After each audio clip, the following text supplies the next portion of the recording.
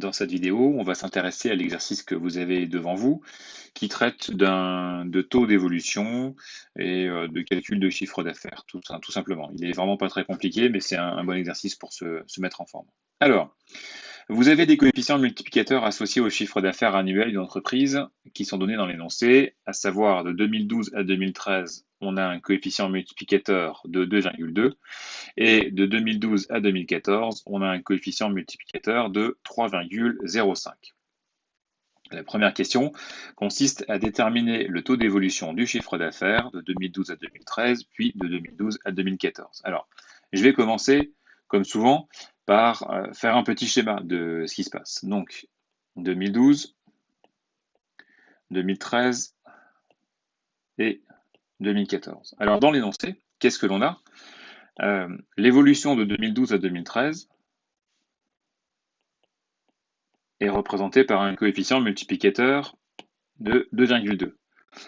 De même, l'évolution, cette fois-ci de 2012 à 2014, est représentée par un coefficient de 3,05. Donc, la première question qui vous est posée est de déterminer le taux d'évolution de 2012 à 2013. Autrement dit, il va juste falloir interpréter le 2,2 que j'ai écrit au-dessus de la flèche 2012-2013, et vous vous rappelez la petite méthode de mamie. Quand on passe d'un coefficient à un taux, on récupère fois 100 moins 100, et ça nous fait plus 120%. Donc ça, c'est la réponse à la question 1A. La question 1B, elle est identique à la question 1A, simplement on travaille cette fois-ci avec le taux, avec le coefficient 3,05 que l'on veut transformer en taux.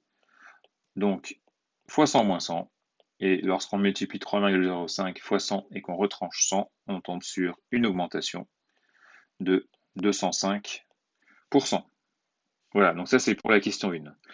La question 2. On dit le chiffre d'affaires annuel de l'entreprise en 2014 était de 28 000. Alors, je vais compléter mon petit graphique. On dit que ici, c'était 28 000 euros. La question qui se pose, c'est déterminer le chiffre d'affaires de l'entreprise en 2012. Eh bien, comme d'habitude, on part d'une équation qui est départ fois coefficient égale arrivée. Donc ça, c'est notre équation de départ. Maintenant, on va remplacer tout ce que l'on connaît dans cette question 2A, dans cette équation-là, évidemment.